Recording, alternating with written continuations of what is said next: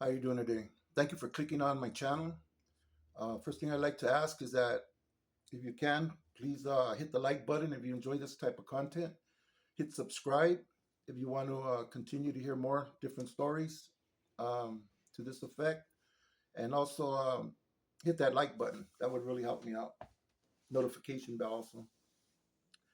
Okay, this is my first reaction video that I'm doing. And it's one of my very first videos that I'm doing. And the reason that I'm doing this is that I've been watching some videos on YouTube regarding the Maravillas, right? So I just wanted to clear a couple of misconceptions up that have been spoken on, that I definitely know some are not true and some are just a little bit incorrect, a little bit twisted up. So that being said, let me give you a quick background on the Maravillas. As you've already heard, if you watch these other videos, there's approximately 19-20 different Maravillas. And within these Maravillas are different cliques, okay? Each one of these barrios within the Maravilla area have cliques that belong to individual neighborhoods. There could be up to 15, 20 different cliques in those neighborhoods. So it's not just the 19 Maravilla barrios that we're talking about. We're talking about all the cliques that are also have been developed uh, since the Maravillas began up to date. Um, One of the things that I want to make clear right away is that Maravilla is not a green light gang. Okay, we never claimed to be a green light gang, and I don't know how that got put on us, but we're not a green light gang. Okay, we had the green light for what was it, 10, 12 years, but the light was lifted, and we no longer have the light.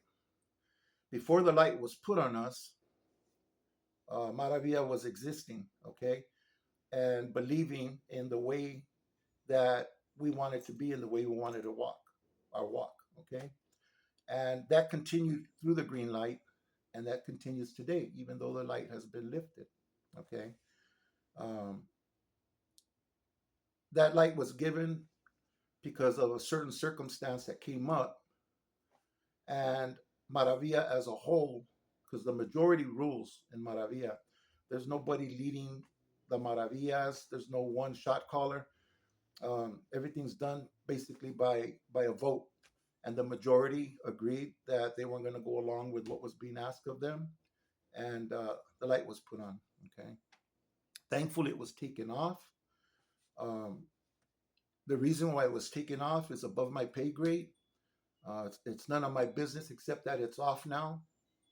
You know, I'm glad that it's off because it was a rough time dealing with that light. Maravilla never uh, buck the system, as some content producers would like to think or say. Maravilla has been Maravilla since the onset, through the light, and up until today. Okay, things have changed within the Maravilla. Things aren't the same as back in the days in the 50s, 60s, and 70s. You know, they've changed in a big way. Uh, the Maravillas are more involved with politics than they were before. Um, it all happened through the generations. There's been a shift in the late 80s, early 90s. I seen the shift begin. Homies were coming out of prison, and they were saying that they were sureños. They were, you know, they made it known that they were involved with whatever they were getting involved in. Okay, and that was their business. And the way Maravilla has been is, you know, you do what you're gonna do. There's no one could tell any man how they're gonna do their life, how they're gonna do their time, how they're gonna walk their walk. So those that went that way and got involved with that kind of a lifestyle was up to them, and those that chose not to, uh, well, they don't. You know, they don't get involved. Uh, I've always thought to myself, you know, if you have a family, you have kids, uh, and you want that kind of life, raising a family, watching your children grow up, having that woman by your side, the last thing you want to do is get caught up in something that can take all that away from you, because there's certain rules to the games that people play, and sometimes your family's going to be put in the back burner. You know, there's an order of priorities, and your priorities will be shifted depending on how you choose to do your time and do your life, which is every individual's business. Okay. Um, Even though a lot of people say that during the light, the Vatos from Maravilla, they PC'd up. That's not true. You know, I'm not saying that none did. I don't know. But from what I understand, it was mostly trying to be put on us that we were pesetas because we had a module. Okay. Now, when that Maravilla gang module opened up, we had the Sureño module on one side, and we had Bloods, Crips, Nazi lowriders, Asians, all the different gangs and ethnicities that were warring, okay, placed in these modules. And I guess the system felt that Maravilla needed to be put in one of those. Um, yeah, they were catching the blues, but they were also doing a lot of damage too. You know, inmates were getting hurt on both sides. And I guess that was the system's way of separating them. I'm gonna give you an example so that you, if this don't convince you that this is not, it was not a PC module. I don't know what will. And there's a lot of stories like this one.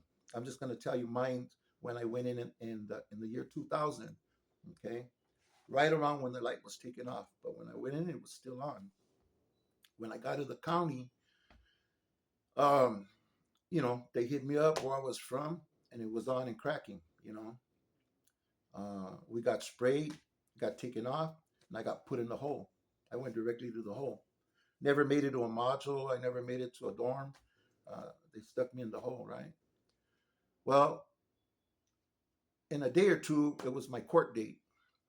So they brought me out to go to court. They had me standing out of the tier on the outside, handcuffed, right? My legs were free, but my hands were handcuffed behind my back.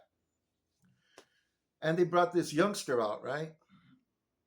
So I was thinking, you know, uh, he's probably a sureño, you know. We're gonna probably get down, you know. That was my first thought. And the vato asked me where I was from. But when I told him, he took flight. He was from Maravilla. The guy was from Maravilla. I didn't know the politics on the tier because I hadn't been there. Okay. Well, at that time, uh, my barrio and another barrio were going at it on the tier, slicing each other, stabbing each other, uh, meeting each other in cells and getting down, you know. Yeah, it was on, you know, and this youngster knew it because he came to the hole from the tier. So it was on site. He took flight, you know. I'm not bragging or anything, but luckily I was bigger than him and I was able to get him down and dance on him a little bit before the cops came, right? Uh, so they sent me to court. And when they took me downstairs to put me in the court tank, okay, now mind you, I'm coming from the hole. So when they took me downstairs to the court tanks, there's a cell full of guys, you know, full of gang members. And the deputy asked me, "Hey, are you going to be all right in here?" I told him, "Hey, I don't know. Put me in there and let's find out." He goes, "Well, I don't want to put you in there and you start, you know, trying to headbutt and chicken kick and act all crazy and stuff with anybody. You're going to behave yourself, you know, or, you know, do you feel like maybe they might do something to you?" I says, "Look, put me in there. Let's find out. Let's see how it goes." So yeah, he opened the door, right? And I walked in and I'm thinking, it's on and cracking, you know? So I walked in and there was a vato sitting down. He tells me, "Where are you from?" I said, "I told him I'm from Maravilla, from Mariana." He says, "Oh yeah? You got nothing to worry about, homie. We're all from Maravilla in here." I gotta tell you, homie, I was glad. I'm not homie, but you know, I gotta tell you, I was glad because uh, if there would have been full of sureños, I would have been asked out, you know. But it is what it is. So What I'm trying to illustrate to you was that we weren't walking around hiding and piecing up and, oh, officer, I can't go in there and all. We did what we had to do, you know. And sometimes it came out bad for us. Sometimes we were all right. Sometimes it came out good, you know. That's the way it is when there's warring factions, okay. And long story short, I caught more whole time, okay. And so they took me when I got back from court. Not to mention that this guy got back to court and they put him in the same tank with me, and we ended up getting sprayed and everything again. But in the end, I ended up back in the hole. Okay, so from the hole, they pull me out and they walk me down to the gang modules. Right? I don't know where I'm going. You know, I never been there. But it ends up they took me to the Maravilla module.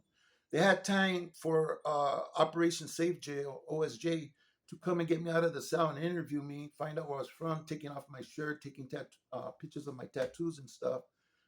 And they know I was from Maravilla, so they put me, you know, they say this guy's, you know, hasn't even gotten to a dorm or a day room or a cell, and he's already been in 2 fights. This is a place for him. Put him in the gang module. They put me in the Maravilla module, and that's where I stood until I caught the chain. Okay. Um, I'm gonna get back to how I found out that the green light was taken off, but it wasn't like somebody came and let us know, hey man, you guys don't have the green light no more when it was taken off. Different people found out as they went about getting moved around in the system. Okay. The way I found out is when I went to the reception center. They put me on the bus with a bunch of sureños, right? And everybody was like whispering and looking back. You know, who's this vato right here? You know, I think he's a norteño or you know. So this vato bouncer comes over and he sits next to me, right? Vatos are wiggling around, coming out of their cuffs and shit. And he tells me, hey, where you from? So I told him, I'm from Maravilla. He says, oh, all right. He goes, hey, you know you vatos are all right. You know that, right? You know, there's no green light on you vatos. You know, you're gonna be straight. You know. I says, no, I didn't know that. And he goes, yeah, well, you know, it's been lifted. I'm like, all right, that's feed, man. You know. Long story short, he ended up being my cellie. When we got to the reception center, we celled up, and when we got to the yard, we went to the same yard and we celled up there. You know, good dude. Uh, Anyways, that's how I found out the light was off. You know what I'm saying? Uh, so when they say on YouTube, Maravilla was bucking the system and that we held out as long as we could, no, it wasn't like that. You know, we did what we had to do, you know, and it just ended just like that. It wasn't because we tapped out or it was just taken off, you know. Somebody had a reason to take that light off, and I'm sure it was a good reason, you know, a profitable, productive reason for both sides, you know. So, anyways, not to get into that, um, we're not a green light gang, basically, okay, and we never bucked the system. We've been who we've been, okay. Only difference now is more people are into politics, and if you go to prison, even jail, even the county jail, you'll see that a lot of Maravillas are involved with the politics. You know, it changed. It had to do with just the generations changed. I've heard mentioned the Pepsi generation. During the Pepsi generation, the 80s, 90s, people started coming back uh, indoctrinated. You know, with with the Sureño concept. You know, they came back like that, and it grew, okay, to what it is today. But still, uh, we still remain the same, you know, and it's good to know that and to feel that, you know, it's not we're not being disrespectful or anything, but it's good that we remain the same. We're allowed to remain the same, and that's just us, you know. It's it's just us being us, you know. Anyways, I wanted to clear that those two things up about bucking the system and handling it for as long as we could, you know. Things just happen to change and calm down and get better, you know. That's what really went on. Excuse me. One of the other things that I noticed that's talked about, it's talked about and people tiptoe around this, you know, and it's this thing with Maravilla calling themselves maravillosos. Now, I'm gonna clear that whole thing up real quick. Look, we're all maravillosos. We're all marvelous. You know, we claim to be. That's just how we march. You know, but there's a difference. Okay, now we don't claim to be members of Los Maravillosos. Los Maravillosos is a separate entity. Okay, uh, back in the '70s, especially, there was guys in the system that wanted to go about their business the way they wanted to go about their business in there. Okay, some guys went south, some guys went north, uh, some guys went other ways, and some guys went with the Los Maravillosos. And they didn't just include guys from Maravilla. There was guys from other barrios, other races that were members of Los Maravillosos. Okay, so you can't get it confused. You know, in the '80s and '90s, the youngsters they were getting it confused because I seen youngsters that came out with Los Maravillosos blasted, you know, on their stomachs, on their backs, and I told them, "Hey, homie, you never even been to the joint. How did you become a maravilloso? Ah, well, the homie told me que I was a maravilloso and this and that. I go, hey, look, I mean, this is what it is, and I explained to them more in detail what that barrio is, what that gang is, you know, it doesn't encompass all the maravillas. It doesn't, nor the members of the maravillas. Okay, that's a choice that a person makes to get involved with this gang that was doing their thing, you know. Um, an easy way to see the evidence of that is that after the light was lifted, it continued uh, to be left on the Maravillosos. Why? They're a different entity. Okay. So the guys from Maravilla were dealt with differently than Los Maravillosos. So people blur it, saying, yeah, the guys from Maravilla started calling themselves Los Maravillosos and them vatos are this and that. And no, well, we all say, well, all the Maravillas, and you're from Maravilla, you say you're marvelous, man, because we are, you know, we're just marvelous like that. But we're not from Los Maravillosos. So let's clear that up, okay? I'm not gonna get any further into it. That's just it. That's what it is, okay? And that's one of the things that I keep seeing popping up on these YouTube channels. Um, there's a few other things. They don't mean much. But I'm going to mention them because they were put out there. Uh, somebody said on one of their spills that Maravilla uh, sports the red paño. Okay, now growing up, we could sport any color paño we wanted to. We wanted to sport a blue paño, a red one, a green one, a yellow one, a purple one, whatever the hell you wanted. You know, you could do it. Nobody was gonna say nothing. It didn't mean nothing. Okay. Although the Sureños were carrying a blue paño, the Crips were carrying a blue paño, the Bloods were carrying a red paño, and all this color thing was going on. Did Varios have colors? Yeah, they did. My barrio's colors was burgundy and gold. So if we wanted to carry our flag, we carry a burgundy paño, you know, and that was our color to our barrio, not red. And that's the only connection to anything close to red that I know about. You know, Maravilla doesn't sport a red flag or red paño. No, they don't.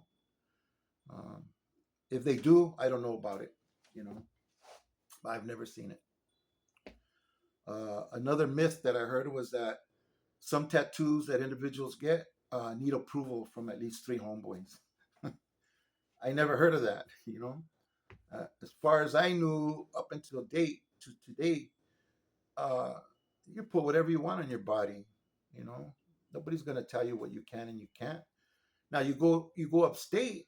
There's tattoos that are related specifically to being involved with things that are going on in the state and in the feds and in the system.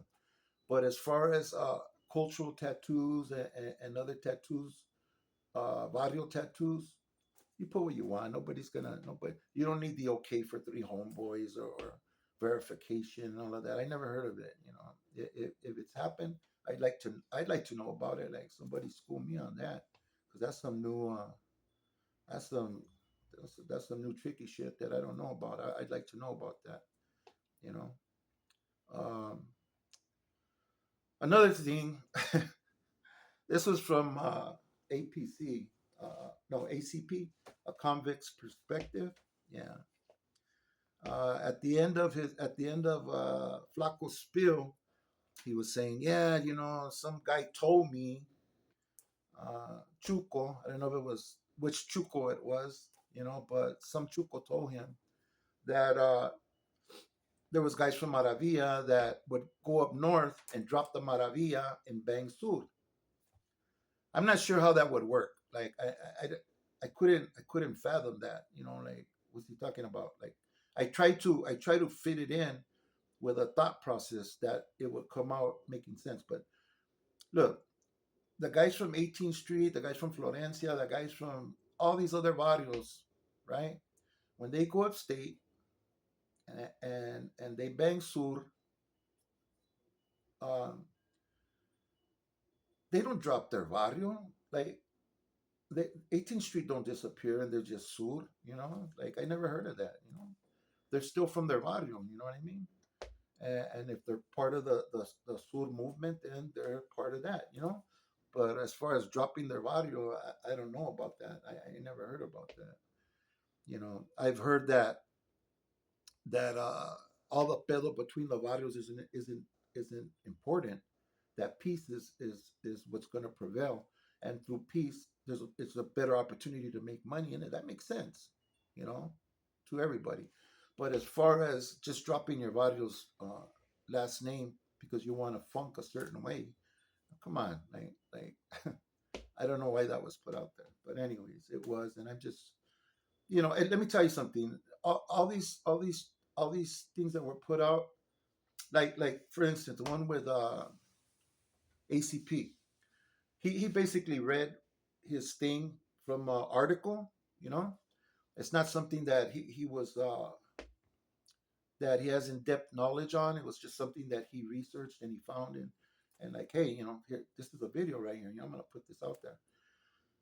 And the last part he ended it was something that somebody told him. You know, and no disrespect or nothing, but it's not true. You know, it's not. I never heard anything like that. Yeah, you don't have to do that. You know, so I don't know why anybody would. You know, but yeah, that's just. I guess that's the last thing that I wanted to address. You know, there's other things that have been mentioned, but this video's already going into 25 minutes. I'm gonna end it here. And the other issues, the other things that I wanted to address are going to take their own video to address them. So that being said, I hope this was eye opening for some of you that were misinformed or misled. Um, if you don't know who Dubs is, look him up. Check his channel out. He put some good content out there. Uh, yeah, subscribe to his channel, man. If you like to hear some good stuff, man, he comes out with some good stuff. Um, other than that, I'm gonna cut this video short. Thank you for clicking on this video. Please hit the subscribe, the like, and the notification bell. It will help me out, and hopefully you'll enjoy some of the stories that I'll be putting out. You know, going to try to make them interesting. They're going to all be true. If I don't know if for a fact from experience, I'm not going to speak on it. I'm not going to put nothing out that somebody tells me or calls me and tells me or nothing. It's going to all be through experience and either lived or seen through my eyes. That being said, take care. Thanks for clicking my channel, and I hope to see you on another video.